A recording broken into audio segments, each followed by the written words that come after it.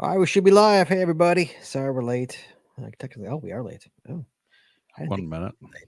All right, guys. A little late. Tonight's show, letterboxing, guys. All about letterboxing, all aspects. We got a guest on the show, Jiffy. It's going to be interesting. She's a letterboxer, not really a Mhm. catcher, a letterboxer. That's kind of interesting. Want to learn more about her? More learn about letterboxing? That's tonight's show, guys. You want to give us a call? You can 808-468-7924.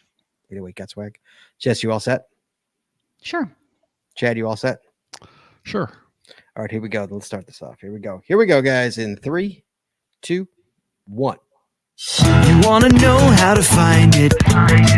Seek it out when they hide it. You know it's in the bag when it's an easy grab. But come on, take a chance now. Go, geocache, geocache. And if you need help, we're right there in a flash. If you got a question, just call in and ask. Uncover the stash on the Geocaching Podcast. The Geocaching Podcast. Welcome, everyone. It's Wednesday. It's 8:30, which means once again, it's time for the Geocaching Podcast. My name is Scott Burks. We have our co-host Short Edits in the next room. Hello. And please welcome to my virtual left, my other co-host, Chaz 427. Howdy, y'all. Let's stamp some letterboxes. That's right, guys. Tonight's episode 804, recorded live on February 21st, 2024, is all about letterboxing. Phone lines are now open, so give us a call if you'd like. 808-468-7924. That is 808-GOT-SWAG. And for your international callers, you can call us free via the web at callinstudio.com/show/GCPC. But first, Chad, Got to pay those bills. got to talk about the bills. We got to talk about Patreon. Guys, there's two ways you can help us out. You know, costs a lot of money to make this show work. We talk about it every week. First of all, you can go to PayPal. You go to paypal.me/the Geocaching Podcast. You make a one-time donation. Doesn't matter what it is. It goes to the bills. Or, guys, you join Patreon. Get extra audio, extra video only available to our Patreon members. You get stickers and coins and pat tags and pins. You get the end of the year giveaway show. We just give crap away. Ooh. And we also have patron-only shows, among others. So you want to join the patrons. You want to knuckle up to the bar, much like D. Womack out of Lexington, Kentucky did. He knuckled up, said, I'm done being a freeloader. And he Nice. joined the inner circle. Thank you. We welcome you happily. Enjoy all the extra content, sir. There's 5 years of extra content up there right now. That's a lot of stuff, Chad. That's a lot. Oh, yeah. A lot of stuff up there. So, guys, you can enjoy it too. Go to patreon.com. That's patreon.com/the Geocaching Podcast. Promotional consideration paid for by the following. Tonight's show is brought to you by Cachly. Cachly is an advanced geocaching app for iOS. It features powerful online and offline features, including filtered searches, offline maps, and offline saving of caches. Cachly has hundreds of advanced features that will make your geocaching experience just that much better. Get more info at cachly.com. That's CACHLY.com. Tonight, we're also sponsored by Logwork. Logwork are the creators of the fantastic logbook, made with genuine Write in the Rain paper. The logbook designed for the micro containers of the present and future, geared towards the hider who would rather go cache and do cache maintenance. Find them at logwork.com. That's LOGWERK.com. It's also brought to you by FTF Geocacher Magazine. FTF Geocacher is the magazine for geocachers written by geocachers. With 6 issues a year, FTF offers practical advice, hints and tips, cacher bios and milestones, geocaching events, trail tales, and all things geo-related. Find them at ftfgeocacher.com. And by the Max Suds Body Company. Max Suds Body Company makes handmade bath and body products from all natural oils and butters. Items such as Poison Bee Gone soap, itch spray, and 2-cent choices of bug spray are all great for outdoor enthusiasts like geocachers. At Max Suds Body, we have you covered from head to toe. Find them at maxsudsbody.com. That's MACSUDSBODY.com. And by Practical Geocaching. Practical Geocaching sells utility items for geocaching. Our items are made in the USA, and we always provide free shipping. Find them at practicalgeocaching.com. That's PRACTICAL geocaching.com. And by Arted Crafted. Arted Crafted creates unique geocaching themed tees and custom designs for you or your geocaching group. With adult sizes ranging from small to 5XL, if you have an idea for a shirt design and can't find it, you've gone to the right place. Give them the opportunity to show you how they can enhance your caching experience with your own custom design. Visit them at artedcrafted.com. That's ARTEDCRAFTED.com. And by PatTags.com for all your swag and PatTag needs, and visit our website to get creative help, to trade or log tags, or to purchase your own personalized Pat Tags. With over 50,000 tags to collect, PatTags.com is everything you need to start your Pat Tag obsession. Visit them at PatTags.com. That's PATHTAGS.com. And by Geocaching Adventures LLC. Geocaching Adventures is a full-service travel agency specializing in creating the ultimate worldwide geocaching adventure for cachers and non-cachers alike. What could be better than having your geocaching bucket list vacation all planned and led by a traveling expert? Learn more by visiting us at geocachingadventuresllc.com. That's geocachingadventuresllc.com. And finally, by GeoGo. Go caching with GeoGo, the geocaching app for Android that includes a Where I Go player, trackable scanner, companion watch app, and county finds database. If you're an advanced geocacher, GeoGo helps with powerful features like nearby cache notifications, optimized routes, offline mode, bulk TB logging, and much more. Learn more by visiting them at geogo.com. That's GEOOH-geo.com. And as always, Jade, you can find links to our sponsors on our website or in our show notes. You know, that might be the first time in years we've gotten through that with nobody screwing up. Oh, no. We I do it. You stumbled? I stumbled on the word notifications. No. I added an extra Did ya? syllable in there. Notifications. Yep. Vacations? hmm Okay. I was thinking that too, like, oh, we almost got through it. I did think that in my head. It's rare we get through it. Yeah. Hey guys, how you doing? It's Wednesday again. Welcome back. Thanks for joining us again. News real quick before we get to the actual show. There is some news. There's a big one too, Jesse. This was so big, I think Jesse actually texted me about it. Did you text me about this, or did somebody else text me? Might have been Aaron that texted me. Cody Doug might have texted me about it. Which news? The news, the community celebration. events are back. Oh, I didn't text you about that. I must have been okay. I was Cody Doug then. Somebody texted me. Yeah, that's exciting. I know. How about that? So get to get a little more of those icons. Yeah. The question is, well, how did it happen last year? Did everyone get one? Is that what happened? Is that how it worked? No, they were awarded. I can't remember what the criteria were. Yeah, but they were definitely awarded. Not everybody got them. All right. I I think you had to have hosted events or something like that. Yeah. Yeah, I got one. I remember. Right. And they were one of those that were like in 2020, and then they got extended, and then they got extended again. Yeah. Okay. So this time you have to apply for it, if I recall. Is that what it is? No, you have to qualify. You don't have to apply. You just have to qualify. Maybe we applied in 2020. That might have been. It's been a while. That seems to be what they used to do, and now people just qualify. You must have at least one cache published between January 24. Okay, I'll do that. Must host at least one event between. Oh, so you've got an event. I don't. You're reading that, but you're not finishing your sentences. I'm sorry. You must host. you must have at least one cache published between January 1st and December 31st, 2024. Events and adventures do not qualify. Must host at least one event, including CETOs, between January 1st and December 31st, 2024. And must have created a geocaching account before the announcement date of February 10th, 2024. Okay, so so far I only meet one of these.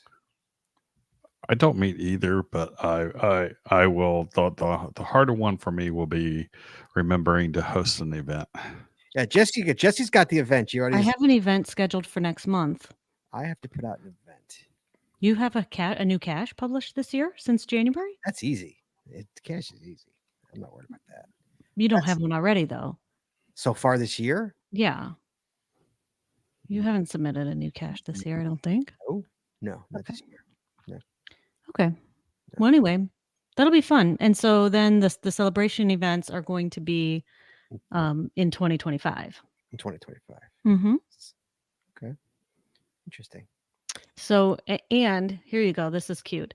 Beginning July 1st, 2024, they'll distribute up to 2025 community celebration events each month, continuing until all qualifiers have received one. Wow. So you might not get one until the end of the year. Mm-hmm.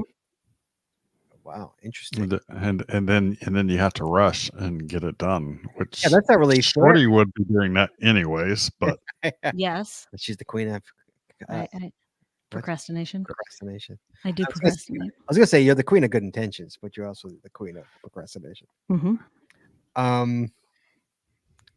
Interesting. So the final date to submit the cash page of your community celebration event is December 17th, 2025. I wonder if they're hoping to get them all done by summer. I'm hoping. I mean, Why? because if they're going to give out 225 in December, they're going to give some. No, they're awarding them each month this year in 2024, but all of the events have to be hosted next year. Oh, I thought they were awarding them in 2025. No. Where does it say 2024? They're awarding them. I read that beginning July 1st, 2024. Okay. We will distribute up to 2,025 each month, continuing until all qualifiers have received one. So I wonder if that'll continue into 2025. I don't know. We'll see. So I have to get them in before they run out. So it might be a good idea to get your event in and go hide a cash. Go hide a cash. Yeah. I need to get my virtual out there. Yep. Yeah. Virtual. So yeah, all right. Well, that's all right. There you go. So that'll be fun. Just one more thing for 2025. It's going to be a big year. That is going to be a big year. It's exciting. Yeah. Yeah. So it's 2020 is supposed to be a big year too. Yeah, I hope this isn't what happened to that? A little more foreshadowing or something. That was supposed to be a big old year. Yeah. Okay. All right, moving on. That's all the news we got. Chad, you got anything else? Jesse, Chad, anything else? No. Okay. Not worth discussing tonight. Not worth discussing. Fair enough. All right, guys. Tonight's show is all about letterboxes. We have a special guest on the show tonight. Please welcome Jiffy. Jiffy to the show. Jiffy, hello. Wait, hold on. You're still on mute. I didn't unmute you. There you go. Hi there. How are you? Good. How are you all? Doing well, thank you. So please tell the audience who you are. So in letterboxing world, my trail name is Jiffy. It was really easy to pick that one. It's actually a nickname I was given when I was born by my mom. And in the geocaching world, my trail name is Jiffy Racer. My husband and I, we kind of melded our two letterboxing trail names together. He's known as ATV Racer. And actually sometimes we go by Captain Jiffy Racer because we also have dog trail names. So, we had a dog that we called Captain Dork, and then after he left us, we adopted the Dork Dog duo. So So nice. You can see several iterations of that. But Jiffy, I go by Jiffy. I answer to Jiffy. Okay. There you go. All right. So just for full disclosure here for everybody, Jiffy emailed me in November, I think. November. She says, "Hey, you've never, I've been listening to the show. You've never done a show about letterboxing. I'd love to come on and talk about letterboxing." I went, "Hey, you know what? I don't remember ever doing a show about letterboxing." So I went back to the archives. Never has there been a show about letterboxing. Wow. How many years? Wow. Yeah, 20. 15 years we've been doing the show.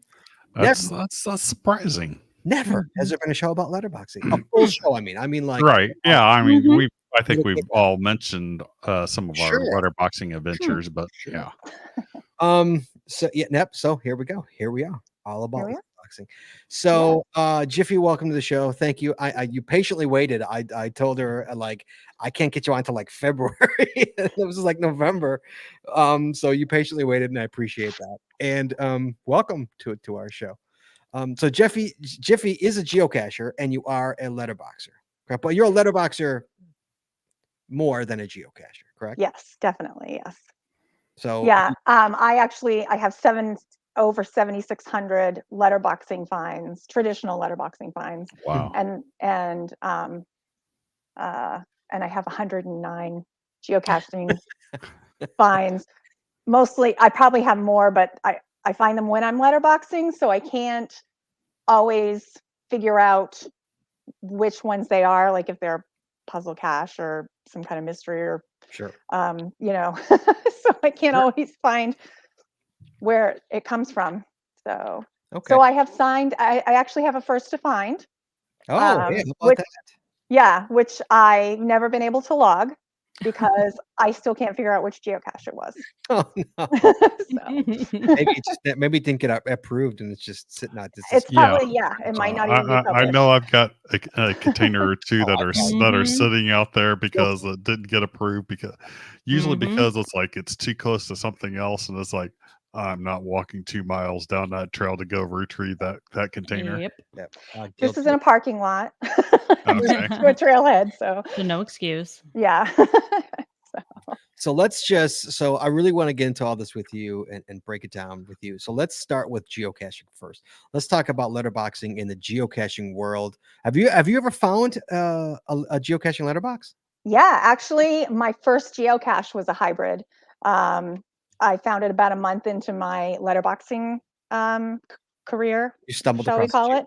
Did you know And what actually, geocaching- no, it was listed in the letterboxing site, and it did say that it was a hybrid. So I knew going in that it was a hybrid.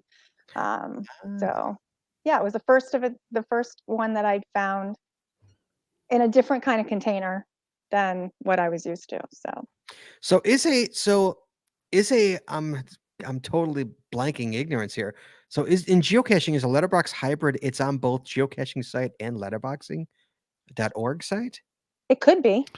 Is it Yeah, hybrid? This one was on letterboxing.org. Yeah. The same. letterbox hybrid only has to be on geocaching site, but it can be on both. A letterbox hybrid has to be on geocaching, but it can be on both. Right. If we're calling it a letterbox hybrid, then it's listed on geocaching.com. But it could be listed on. Yeah, but it could be listed on like So the why is it called letterboxing.org. Where does the hybrid come in? It's probably because it's a mix of both. Because there's a letterbox. No, because there's letterboxes. Well, we give coordinates for a starting point on letterbox hybrids. I do not believe that is true about original letterboxing. It's more like a general description of the area and then telling you how to get there. So in geocaching.com help files, the cache type is actually called letterbox hybrids. It Right. is. That is the official name of it. We just call them letterboxes. What's But hybrid? Why is it a hybrid? because they give you posted coordinates to where you're supposed to start your letterboxing adventure. Then they give you Mhm. Right. I understand. Right. It Again, combines it's a mix of the two. GPS Yeah. and Right. letterboxing. Okay. Yep. So technically, the porch cache is a letterbox hybrid. I think I call it. Yes. It's a hybrid. I should put that on letterboxing too. You Yeah, that'd be could fun. if it's You got a could. stamp in it. Not the Mhm. kind of stamp you may have in it. Right. Jiffy If you says got a hand carved Yeah. stamp. although Jiffy says she'll carve us a stamp. for Oh, it. nice. Now I can that's carve a you a stamp. question. That's a question I had. Do traditional letterboxes require a stamp? Because Geocaching letterbox or a letterbox? a traditional letterbox. Okay, sorry. Yes. Yes. Yes. Yeah. Okay. I can actually talk about the transition from like the original geocache, the original letterbox to modern day letterboxing. We'll get At there. some- We'll get At there. some Yes, point that's- today. Yeah. Let's go back. We got to unpack. Yeah. Oh, so let's get back to geocaching. Okay, so a Yeah. geocaching letterbox. A Yeah. geocaching letterbox, basically, like Chad says, they give you the starting chords, and then you follow a map, or it's words or something like that. It's usually words, a description of the area, where to go. Look for this tree, or face due south and Right. follow this path for so many feet, yada yada yada. Mhm. Giving you descriptions on how to get there. But in this day and age, also, it kind of isn't, though. I mean, Jesse, we've done a whole power trail of letterboxes.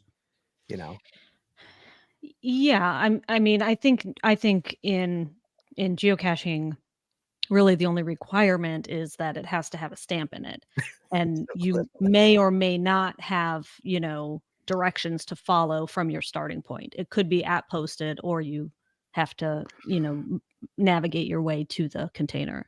Right. I think the one I don't know when they implemented, but I think at one point they started saying, no, you have to give some sort of directions. It doesn't have to be very complicated, but I think some of the older ones they did it at the coordinates, but I think now that you've got to give some amount of directions, or at least you're highly encouraged to. Well, yeah. I mean, looking in the chat room, GSM times 2 also says one difference in the letterbox hybrid must have adequate GPS usage, which is true. I remember when I had it's archived now, but I used to have a letterbox at a mall where you literally, and it was kind of like our porch cache. I literally had a map, and I had certain stores, icons of stores, and you had to follow the map through the mall. But then once you got to a fountain, you had to count certain things on that fountain, and that would give you the coords to the final, which was outside in the parking lot. And I did that because the reviewer said you have to have coords. You have to have final coords. Like that can't be inside. Okay, so you have to use a GPS. You have to use a GPS. So you wound up starting out with a general description and then having coords at the end. I had coords at the end. I didn't realize that was. I had starting coords. I had starting coords, or which letterbox. The starting coords were the door of the mall. That's where the starting coords were. Then you shouldn't have needed final coords. He told me I had to. Oh, look at that. Oh, thanks, Jim. I love that mall letterbox. Thank you, sir. Appreciate that. So yes, so that more or less, I remember that. So that could be it. And Chad, he's also saying it's a stamp. Oh, where is it? You have to have a stamp. Right. Traditional at the posted coordinates. Right. So the guidelines say the cache type must include GPS usage in one way or another. In addition, the cache description can contain written instructions to guide cachers to the containers. It must contain a rubber stamp and a logbook. That's all of the requirements. And then it goes on to say when you add a stamp to your cache, the cache type changes to a letterbox hybrid, but the guidelines for the underlying cache types still apply, with the exception of where I goes, challenges, and bonuses. So if you have a traditional cache and you add a stamp, it becomes a letterbox. If you have a multi, you add a stamp, it's a letterbox, etc. Puzzle, add a stamp, now it's a letterbox. Okay. Makes sense. And so for the Jiffy, for the record, what is the difference between like you said a trail name? I heard you say a trail name. So and like an alias or like so I hear you always saying your geocaching name, but we say trail name. It's derived from hiking, people hiking the longer trails, the Adirondack, the AT, the PCT. When they sign in, they usually sign in with a trail name. And so that's kind of how we started using trail names. But it's pretty much, it's the same thing across. It's just, we call it trail name and you all call it your geocaching name or your alias or. So there really is it's all the same thing. It's just how we just have different terms for the same things. It's also called a handle. Yeah. I just totally aged myself. A geocaching handle? Wow, you did. Your handle. What's your handle? You did. Way back in the CB. Right? What's your handle? All right. So Chet, I think we figured out a letterbox hybrid has to have a stamp, whereas just a letterbox. Jess, am I correct on this? You got it in front of you. A geocaching letterbox has to have a stamp. Yeah, I knew that, but I wasn't sure if a traditional letterbox required one. A traditional like letterbox? Yeah, that does. Yeah. It does. I'm assuming Jiffy does it. I'm assuming. Yes. Yep.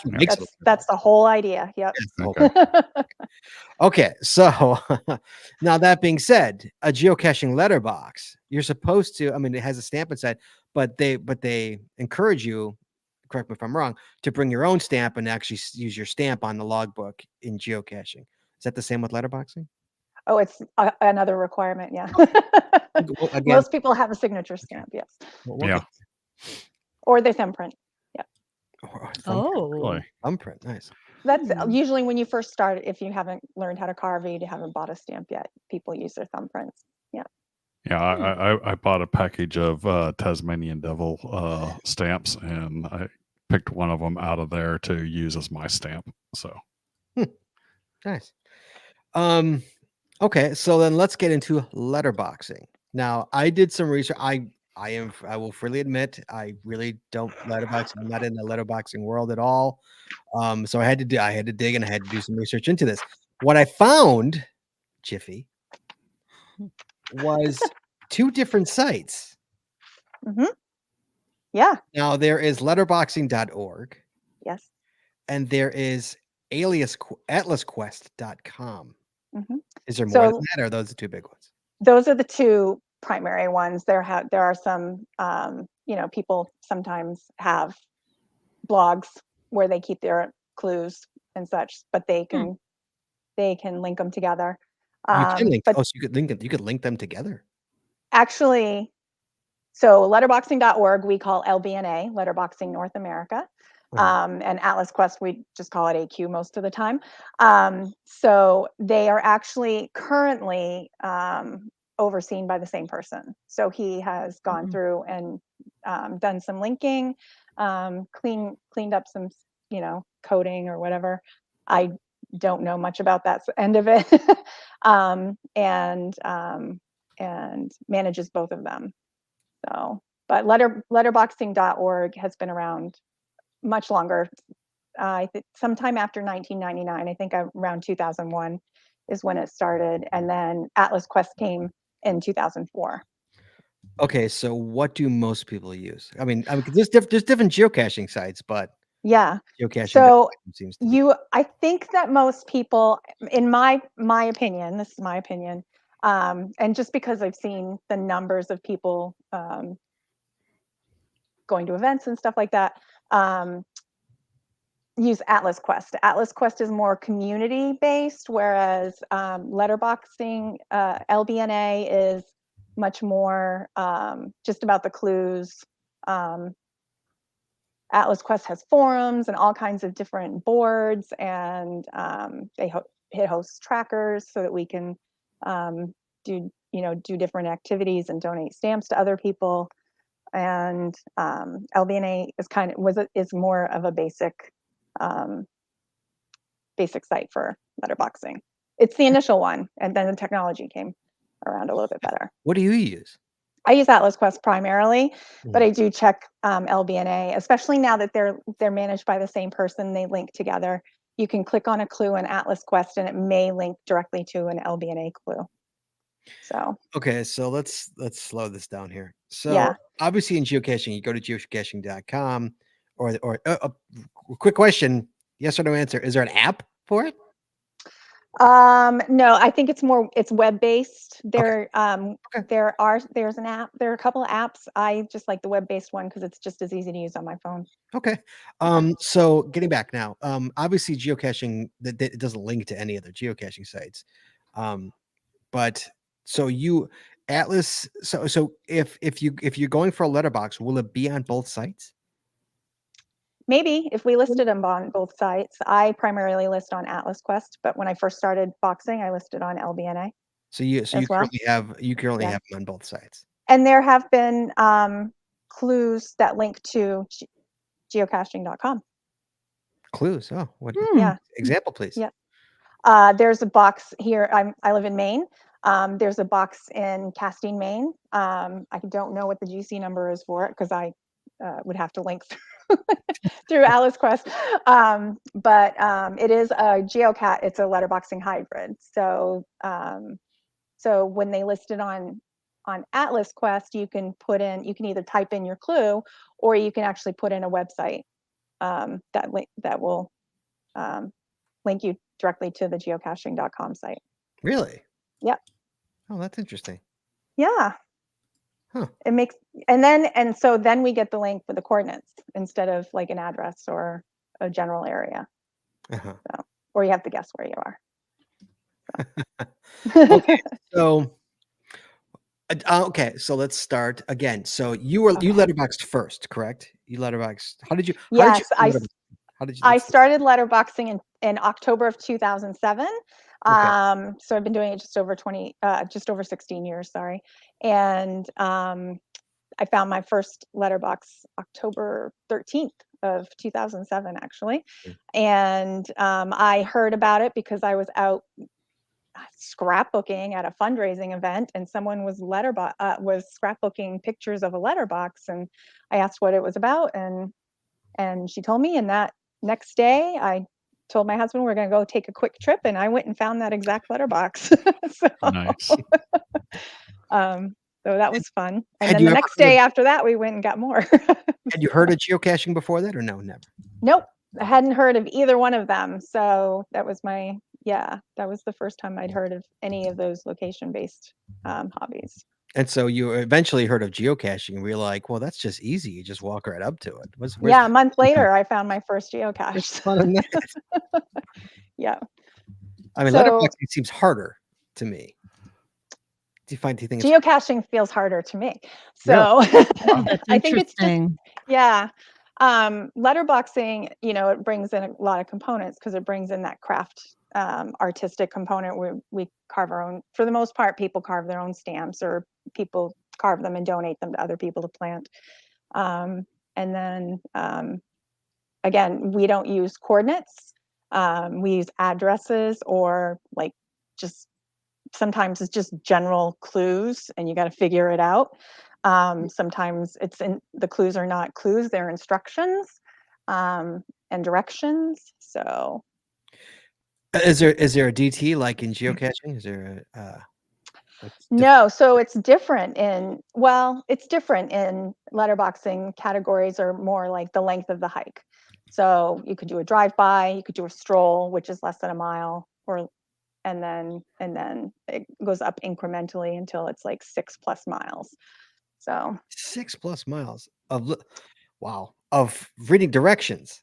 6+. And then no, it could be you're going for one box at the top of a 4,000 footer in New Hampshire or something. So, or a long hike, or it might be like an AT, doing the AT trail, or the PCT. There's a letterbox in a couple of towns, so you just have your right, sure. clue. Yeah. And do you know when did this start? Did we talk about that? When No, I can. So letterboxing actually predates geocaching by a lot of years, over 100. 100 years?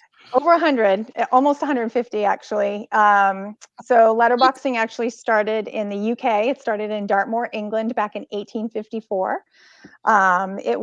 It's in the first letterbox is in the Dartmoor National Park, around Cranmere Pool. I think I'm saying that right, but I could be wrong.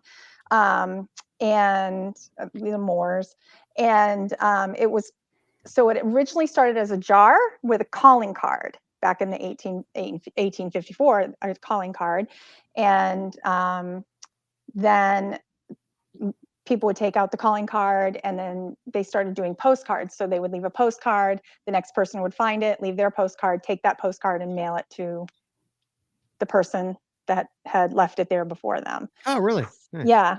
And then the jar turned into whoops, I have a little note because I get mixed up with what happened next. The jar in 1888, sorry. The jar turned into a small tin box. And then in 1905, they added a logbook and changed the box up a little bit. And then in 1907 was the first rubber stamp. So, and so all of this was all really England based. In 1976, there was a gentleman made a guide map of the 15 letterboxes in existence all around Dartmoor National Park.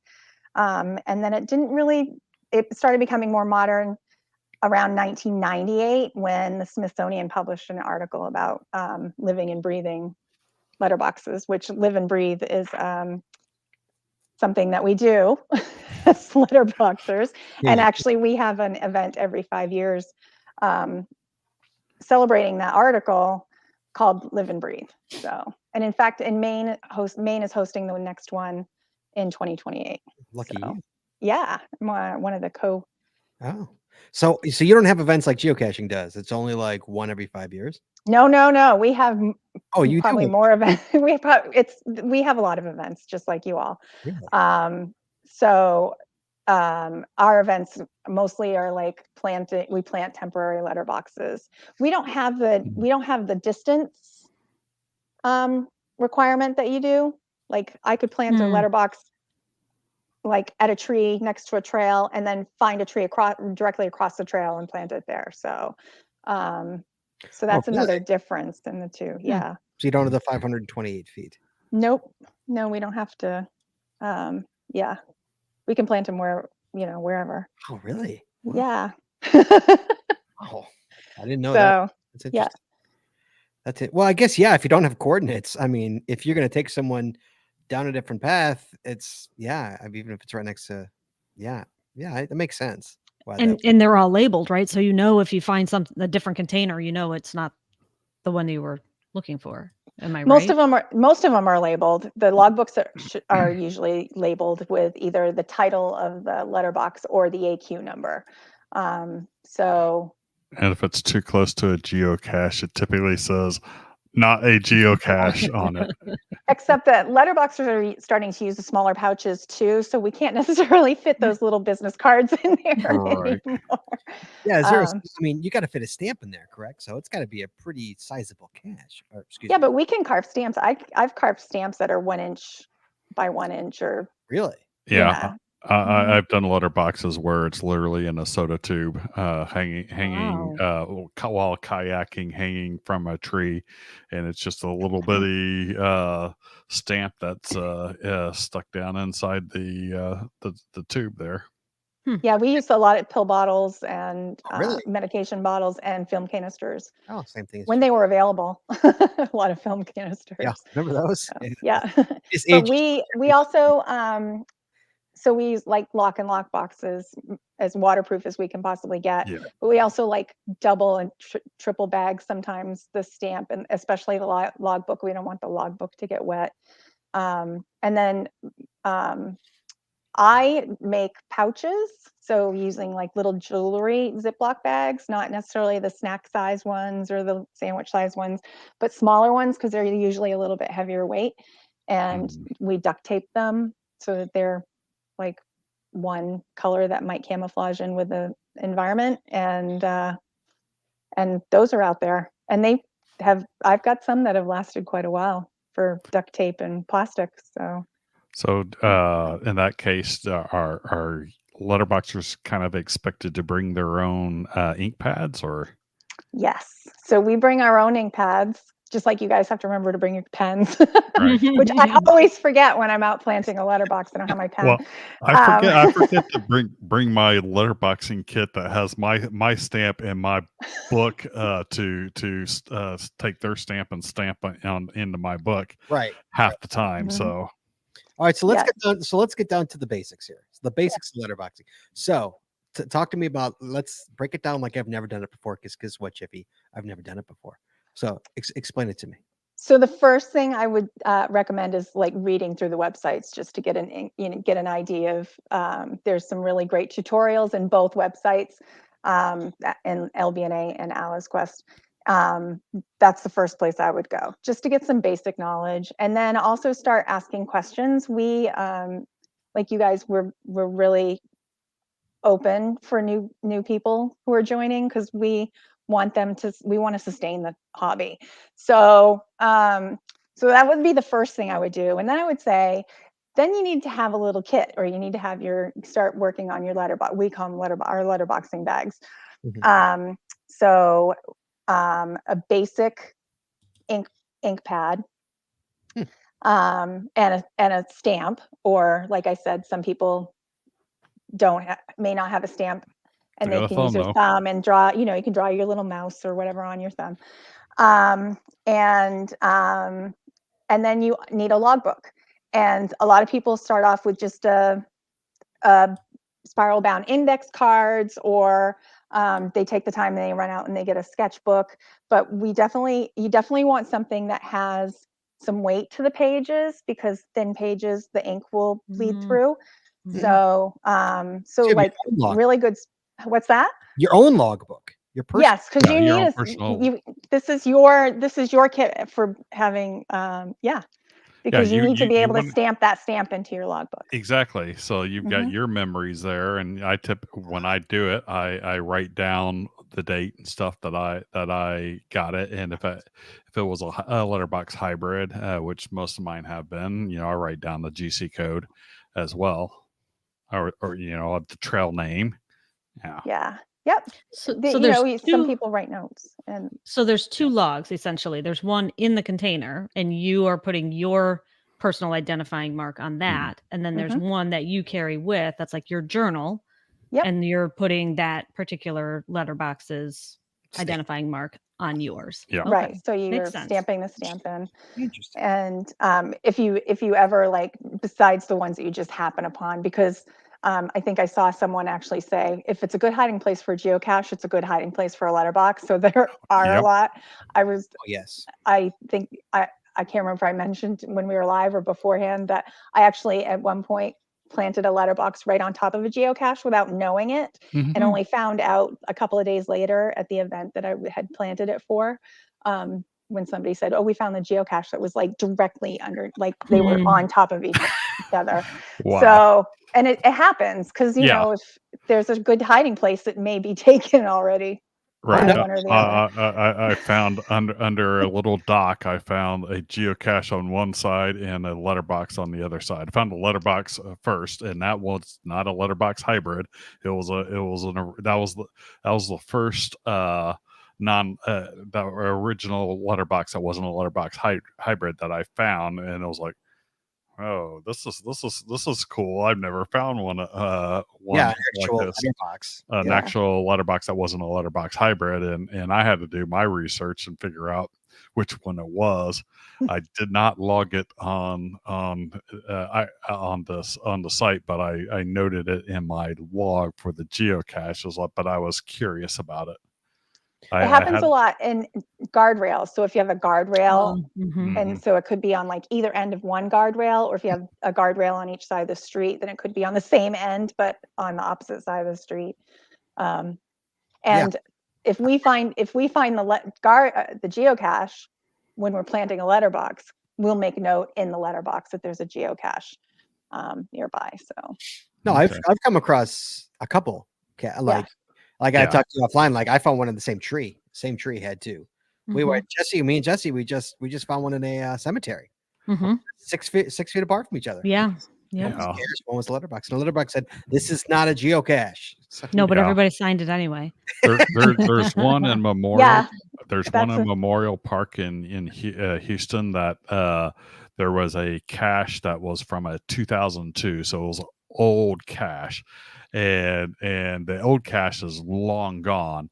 But a lot of geocachers are still logging it by they sign into the letterbox that is there, which clearly states all over it, this is not a geocache. This is a letterbox and stuff. I didn't log the 2002 cache, even though it was noti and it would have been good for my Jasmine. But it's like no, it's like the cache is not here. That's a letterbox. yeah, do the hardcore letterboxers just hate us, Jeff? Do they hate us? not hate, because we're really all doing the same thing. We all love nature and everything, but we get a little frustrated, for sure, because our stamps can go missing because someone thought it was swag. And No. Mm. You don't have yeah, swag anyways. Yeah, Mm, that's no, we don't have swag. Our swag is the stamp. It's the inked up image. Okay. That's what you get to keep. so. That's not that's not a long term geocacher. I can tell you that is someone who is very new to the game, doesn't understand, and just started up and they take stuff, trackables and stuff. So we get irritated at those individuals as well, and we try to educate as best as we can. Right. Mhm. And the other one thing that I did like in the beginning, now it's just like whatever. I mean, I'm not here to police the geocachers who got into my letterbox, but I used to like email the cache owner who I might have my letterbox, like there's a cache that lived with one of my letterboxes for about 10 years. Wow. before my letterbox was cached. And so they lived within maybe 6 or 8 feet of each other. Mhm. And I would email if a cashier signed in to my letterbox when I went to check on it, because Mhm. like that rule is you didn't find it unless you signed into it. So, Right. they didn't sign into the geocache. So part of me was like, well, why do you get credit for signing into my letterbox and taking my stamp? And now it's just like, whatever. Whatever. I can tell you the first time I ever had a letterbox geocached was I had hosted an event. I used to host an event called Tour the Fort, where we went to a different fort in Maine every summer. I did that for 10 years. And the first year I did it, I planted like 24 stamps in this fort. And I went back to check on it right before, because I planted them. The next day was the event. I went back to the event and checked on it before the event started, and somebody had put McDonald's Happy Meal toys in it and taken my stamp. Oh, oh, So sorry. didn't even. So luckily, I had some carving material right there, and it was a really easy stamp to carve. So I just carved it up real quick that's and funny. threw another one in there. And I can't remember what I did with the Happy Meal toys. They probably are in a bag that I use when I go geocaching, just in case I do intentionally go geocaching. So what kind of materials do you normally carve your stamps from? So there are several materials out on the market. There's and we have nicknames for everything. There's pink stuff, which is I can't remember what the brand name is, but you can find it at like Michael's in the art section, like where they do the lino carving and stuff like that. There's usually a block of pink stuff, usually like 4x6 block, but we can order it in 12x12 through some of the supplying sites. Amazon sells different. Amazon sells different stamp carving materials, stuff from different areas of the world, and we usually say the Chinese stuff. It takes a little while to get to us, but it's a different feel, a different consistency. There's a letterboxer who actually runs a business and has her own material made that's really firm, and you can get a lot of detail out of the stamps when you carve.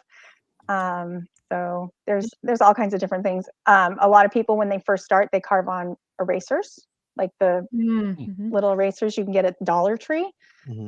Some of those are kind of crumbly, but sometimes they have good consistency for a stamp.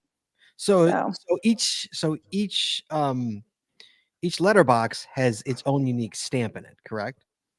For the most part, I mean, sometimes there's a lot of letterboxes out there, and we use clip art or something to Right. use as patterns. Okay. So yeah, you could find, I could have planted an image of a stamp that I then found somewhere else because somebody else liked that image too.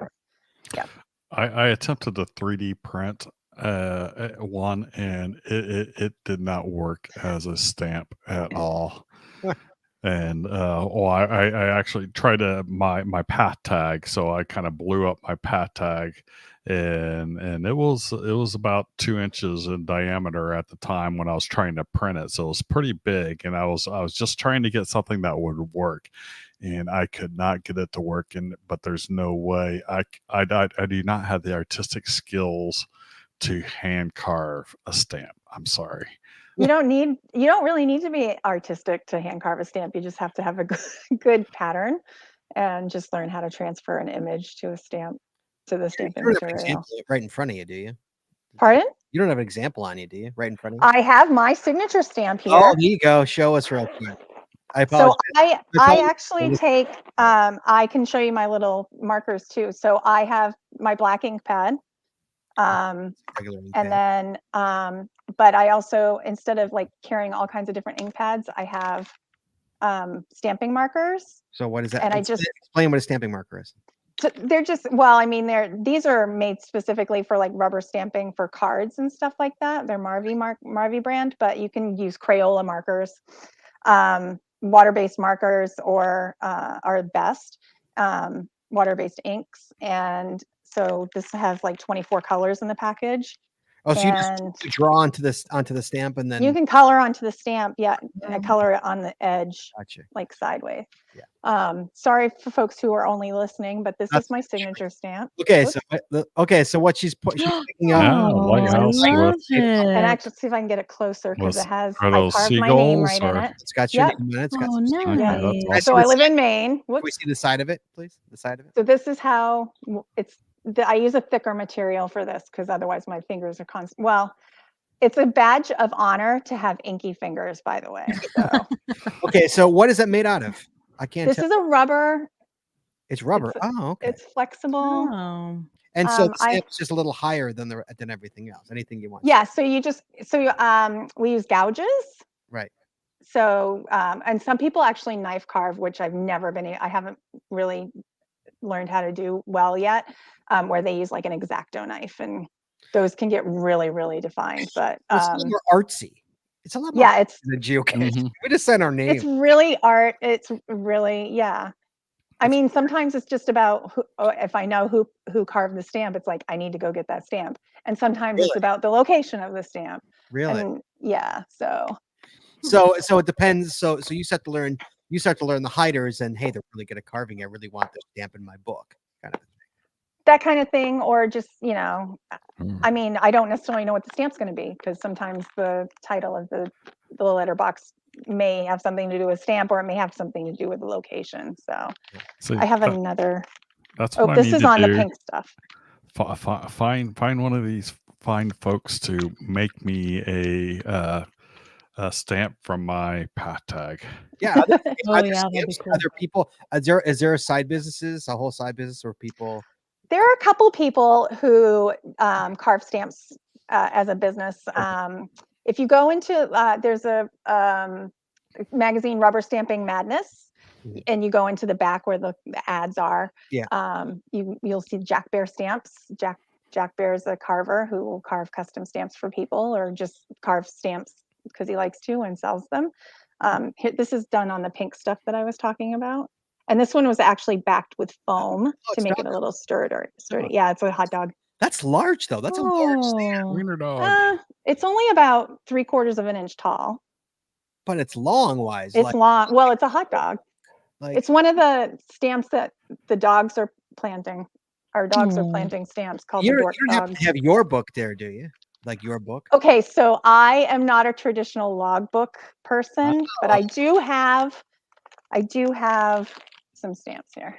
So Oh, actually, I have my mom's logbook. do So like new people have logbooks and more people, older people don't, or how does so that?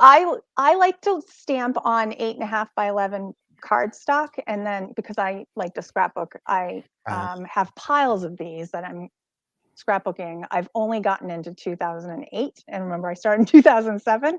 So, but then there are like certain like tours that I've done where I do special scrapbooks of those. So, Okay. but this is my mom's. My mom goes letterboxing with me, and I can show you now. Just so you know, this is sacrilege, and I'm doing this, and I'm probably gonna be called out by my fellow letterboxers because No, it's you're only not- geocachers who watch this. Yeah. Oh, no, You're the there are only one. letterboxers who I told I was coming on, so you may have some letterboxers in there. So I'm actually, let me see if I can find some that I carved these, so we'll go with these.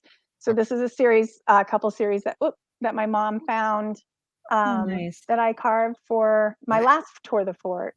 For your So- listeners, Oh, it's nice. just obviously I'm looking at a book with stamps in it. Sorry. Yeah. It's Okay, And little notes on, what their names are and So that was who carved. that was interesting what you just said about, so it's etiquette not to show people what the stamp is until they find it. Right. Yeah. Okay. I don't Wow. even like to so we do exchanges, kind of like you all do, like maybe path tag exchanges or exchanges of some, I don't know how you guys do it actually. I've never been to an event, so I don't know how you all exchange but we do exchanges where I will stamp my signature stamp into somebody else's logbook, and they will stamp theirs into my logbook. Okay. And then sign nice. their names, or just say nice to meet you or whatever. So sometimes you get to look at somebody else's logbook and you're like, oh my God, where'd you get that stamp? I need to go get that stamp. But for the most part, we don't give away what we're what we're Hmm. showing, what we're doing. So That's really interesting. Yeah. It's That's a cool. different game. It's a very different game. Yeah. Okay. My next question. I have so many questions. no, that's why I'm here. Are there different types of letterboxes? Like we There- have, traditionals and puzzles and things like that. Mhm. So we have different types of letterboxes. So the traditional ones are the ones where you have clues and you go out into the wild and you hunt them down, or even like in some events, like if it's wintertime, and we do an indoor event, there's clue to get to something. It might be like find the pink box, or maybe it's something hidden in plain sight. But then we also have event boxes, which are stamps in some kind of decorative box, with a logbook and placed like on a tabletop, just easy to find, easy to go stamp in. So those are event boxes, and those are exactly what they sound like. They're for events. And then there are what we call personal travelers. So we might, I have several personal travelers. Do I have any with me? I don't have any in my bag right now. They're in my event bag. But those are ones that we carry around. They mean something to us personally. And usually you have to read the clue and guess something about us, or maybe, you have to say something in particular about, say something like maybe we quoted something in the clue. Honestly, my PTs, I usually just say, here are my PTs if you want them. But a lot of my PTs were carved for me by other people, and so they mean something to me. Or like I have a PT about who I share my birthday with, and you have to guess who I share my birthday with, and I give a little hint about who it is, and I'm not going to do that here. So if you figure out who I share my birthday with, then I'll give you the stamp. Like what famous person. So The stamp that they could sign into their book, or you give they can stamp it into their book. Yeah. okay. That And it doesn't usually, PTs don't usually have a logbook. We just give them the stamp and they stamp. write in their logbook what it is. Yeah. And then we also have another subset. We have more crafty things, like you've heard of artist trading cards. We do letterboxing trading cards. So we carve a special stamp it on a 2.5 by 3.5 card, like a baseball card size. And we trade those, or people get into swaps where it might be a themed swap, and they, someone makes 16 of one stamp and sends it to one person, and that person will swap out the 16 stamps to the 15 other people, and you end up with a set of 16 different stamps that have been decorated and stamped by all the people in the swap. So, and then there's like I get postcards from a friend of mine here all the time, and it's always a postcard with it's a stamp. And it's, for the holidays. I got my Valentine's one a couple of weeks ago. So so there's all different ways, and then you can list them and you can go in and log your find when you on Atlas Quest. Okay, so that was one of the questions that was in the chat room. Is it, do you log your letterbox finds online so the hider knows you visited the letterbox? So it's different. Well, I mean, it's not really different. We of course want you to log your find in the logbook one way or another. Physical logbook. Yeah, in the physical logbook. It's nice if they're logged on Atlas Quest or LBNA, but it doesn't always happen, because sometimes people are out, you go to an event and you can find 200 or 300, like the Live and Breathe that happened in November in North Carolina. There were a lot of stamps. I don't even know what the number, I want to say 600 stamps. Wow. And so if someone actually found them all, they would be logging 600 stamps. So some people are way behind by years because they go to events and find hundreds of stamps. They find every stamp available. Or you have like me, and I log them as I find them. So, and then there are people who don't log them at all. They're just like, I don't need to log it online if I stamped in. Sure. So yeah. It is nice to have people log on because then we know how they're doing, that they're being found, but it doesn't always So happen. you don't have people who do it just for the numbers like geocaching. Some people, it's all about the numbers and they want the higher numbers. Do you have that kind of subsets of people in your? Well, I'm kind of one of those people. You have like 7,000. That's all I you have 7,600, 600. 7,612, I think right now. I know. And I've planted, how many have I planted? I wrote it down so that I didn't have to look it up. I've planted 1,750. Wow.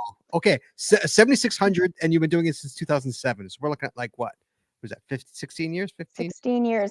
But there was a time where I kind of stepped away a little bit just because I got bored with it. But is that a lot for 16 years? I don't know. In geocaching terms, that's not a lot for 16 years. I am probably mid in when it comes to the main letterboxers, and I mean it's the same with geocachers. You kind of have your family Sure. that are friends who are letterboxers. I'm probably in the middle. There are people who started later than me, after me, and have surpassed me. And then there are people who started with me a couple years before me, and they're behind me. So I think it all depends. I mean, we have a couple of people in Maine, I think, that have at least one person, maybe two, that have found over 10,000. So it's so weird. And we have yeah. people who have almost 200,000 geocache finds. Well, if you think about it, though, geocaching is kind of real quick. Once you find it, you sign in, and Right. Yeah. You're in and out. yeah, Mhm. yeah. We have to like find a place to stamp. We try to get away from where it's hidden so that people don't see what, that we found it something like 40 feet into the woods off the trail. Slower game. Slower. Yeah. So we move away from this spot, and then we have to stamp in, and then we have to stamp our logbooks and stamp their logbook, and and then you may find a hitchhiker. Yeah. Yeah. And then you may find a hitchhiker, and then you have to stamp that and decide if you're going to take it with you or if you're going to keep it in the. So hitchhikers, there's another category. Hitchhikers are very similar to geocoins and travel bugs. So it's something that they're smaller. In fact, I have one here, and they're left in a. So this is the smaller one where this is like what the letterbox is in. Sure. Yeah. In a lock and lock. And then in this tiny little 2x3 pouch or Ziploc bag, there's a stamp and a tiny logbook. And so these can move from letterbox to letterbox. So we stamp in the letterbox's stamp and our stamp and then move it along. So much involved. There's a lot. And there's cooties. Oh my gosh. What are cooties? You haven't lived until you've gotten cooties, which is like I got my first event I ever went to. I had 17 cooties in my purse because these two little letterboxers, and I mean little, they were like 7 at the oldest, were crawling around under the table, and I couldn't figure out why. And they were putting cooties in my bag. So cooties are tiny stamps. Sometimes they're on clothespins, and you find one on your hoodie or something because someone came up behind you and cootied you. They just clipped on a. Oh, that's funny. On a thing. Yeah. All these things, can you buy these in the stores? Like geocaching has stores, like third-party stores and stuff like that. Does letterboxing have that as well? We have Webfoot's. Webfoot is the trail name for the letterboxer who runs Stamp EZ, and so she does materials and carving tools and inks and things like that. More of the stamp supply side. Otherwise, we pretty much are like dollar store, Amazon. When you guys do your show around like where you buy things, I'm listening to that because that's like, oh, someplace new to check out. But honestly, most of us get it. I use the lock and locks at Dollar Tree were some of the first ones I used. So yeah. It is 9:35 past the Wow. show time, but I have a bunch of questions from the chat room I want to hit real quick. Okay. Okay. So, is Jiffy's trail name the same as your geo name?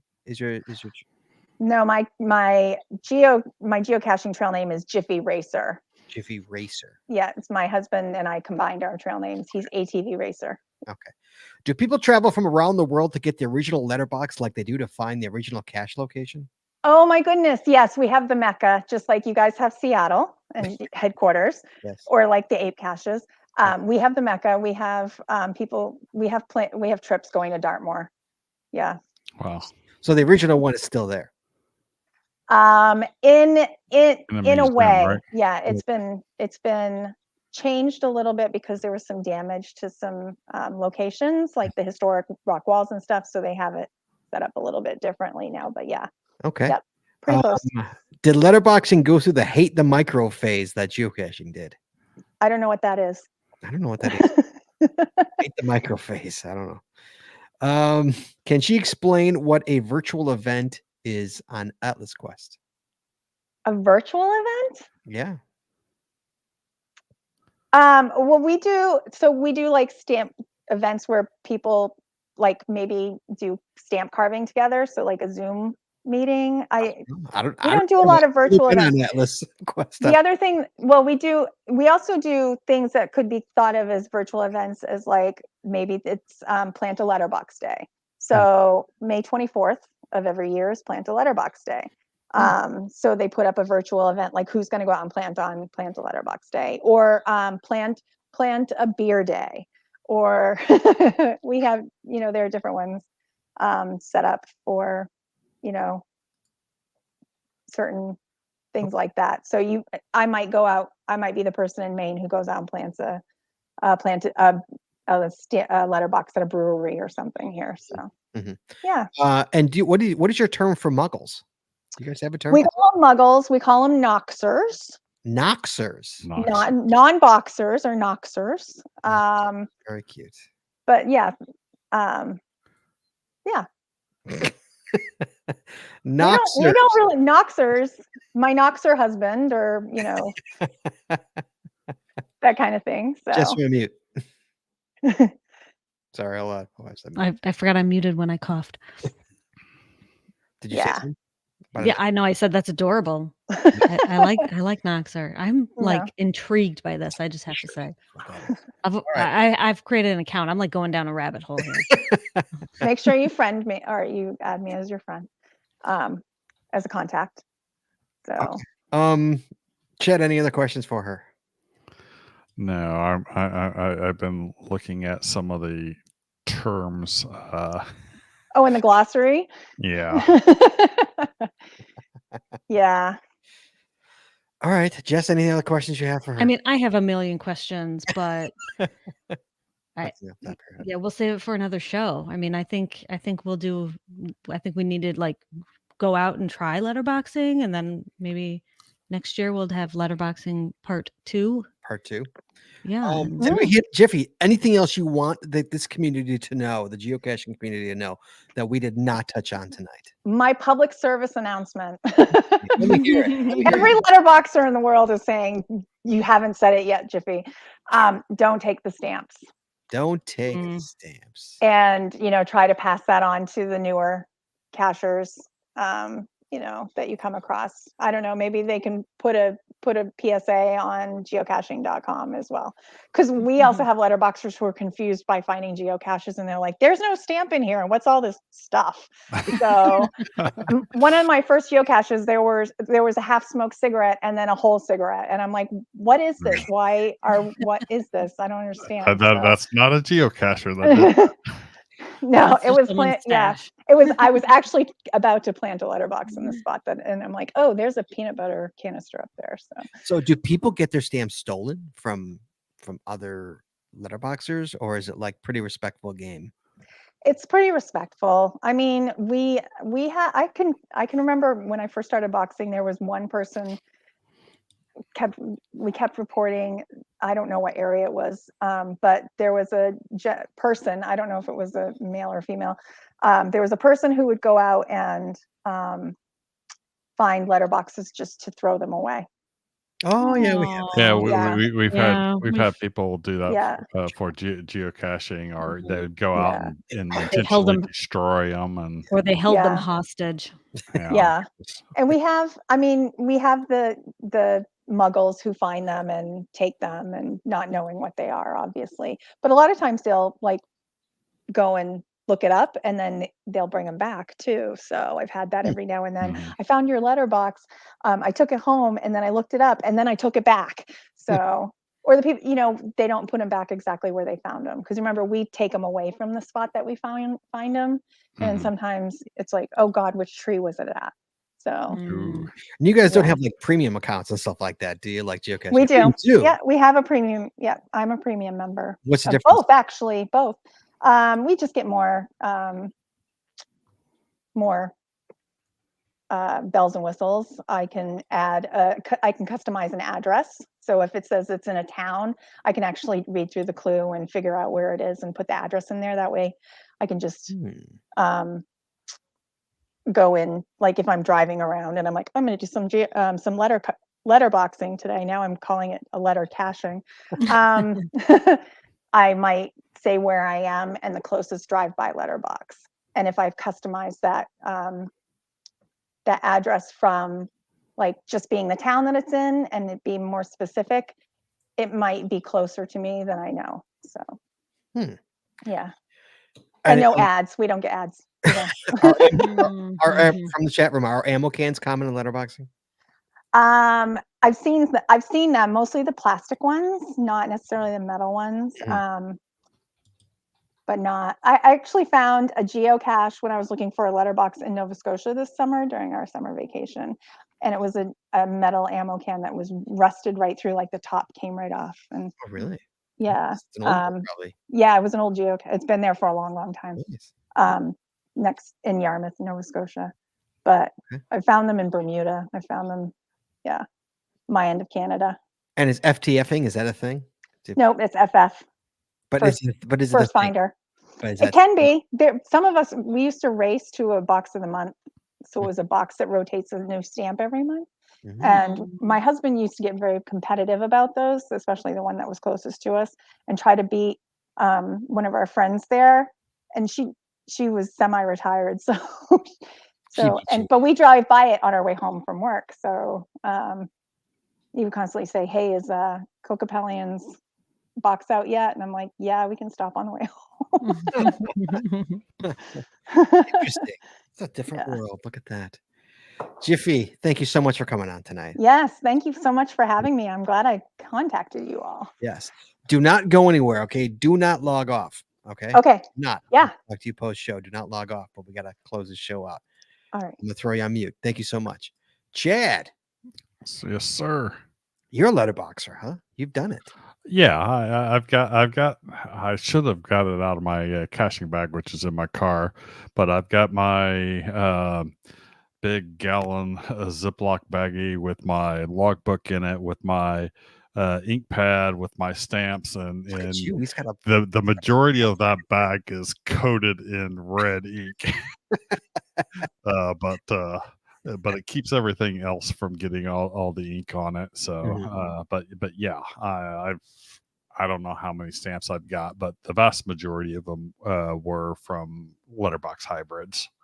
So, but yeah, I enjoy grabbing a letterbox hybrid every once in a while if I see it, if I'm out there. Unfortunately, I about half the time when I do go for one, I don't have my caching bag on me, and so yeah, of course. it just winds up being a sign.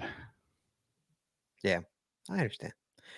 Oh, I forgot to ask her. Hold on, Jiffy. I'm so sorry. I'm bringing you back in. I'm bringing you back in. Sorry. Okay. Once more. Is there a letterboxing podcast? There isn't.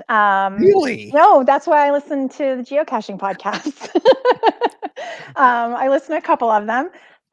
There isn't there's an old, we called it the Letter Pod. And Letterboxer has gotten some of the archives and is posting them on YouTube. They're sound bites. I'm actually in 2 of them. Oh, there you go. Just quick little quips. They're usually events or there might be conversations with so Green Tortuga is the trail name of our webmaster. So no, but you can find videos and stuff on TikTok and YouTube. And I actually have a video log, not as good as Joshua's, where I haven't done it for a couple of years just because COVID happened and everything. Life. But life. But I have one and it's under our team name Captain Jiffy Racer on YouTube. you can go back and look through some of those. Okay. Yeah. Okay. So no podcast, huh? Not yet, but I have a feeling one's coming once the archives of Letterpod are done. mean, there might be some new untapped opportunities. right there. Untapped. I know. We just need somebody who's willing to take the time to do it and commit to it. So It's done. All right. Jiffy, thanks again. Just do not leave. Be right back. All right. There you go, Chad. No podcast. How about that? Interesting. Interesting. Chad, next week, pal. Yes, sir. Do you remember, without talking about it, your first virtual? Yep. Your first, Jesse, first virtual. Yeah, absolutely. Do? Was I with you? I remember. No. I was not with you. Okay. Nope. All I right, remember my first letterbox. guys, next week's show, let's discuss your first virtual. We're talking about our first time, guys. We need call-ins here. Everybody got a call in. Let's talk about your first virtual, what it was, how it was. Was it cool? Was it lame? There's some lame ones out there. At least there used to be some lame ones out there. So let's talk about your first virtual. That's next week, guys. So everybody, thank you for tonight. Thank you for joining us. Thank you for listening in. And we're going to end the show right now. And we'll talk to you guys next week. Thank you so much. Please join us again every Wednesday night at 9:30 Eastern, 8:30 Central as we stream live on Facebook, Twitter, YouTube, and on our website, geocachingpodcast.com. The archived video versions of our podcasts are available on our website or on our YouTube channel, and the audio versions are available wherever you find your favorite podcast. If you like the show, please head on over to Apple Podcasts and rate, review, and subscribe. We really appreciate it, and it really helps the show when you do. If you prefer to watch the show, make sure you click that subscribe or get notified buttons to know exactly when we go live. And hey, if you haven't already, please consider becoming a patron of our show. With tiers starting as low as $5, you will get a ton of additional information, extra video, extra audio, only available to our patron members. Please head on over to patreon.com today and subscribe. That's patreon.com/thegeocaching-podcast.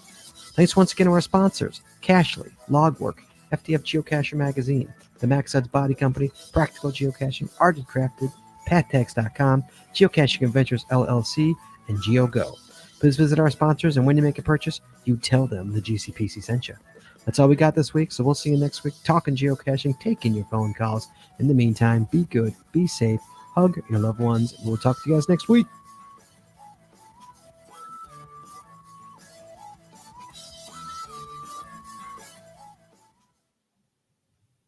And we're clear. All right, guys. We appreciate you guys very much. Thank you again for joining us and for the questions for Jiffy. We appreciate it. Jiffy, stay right there. Do not go anywhere. Everybody else, we'll talk to you guys next week. Be well and be safe. Bye-bye.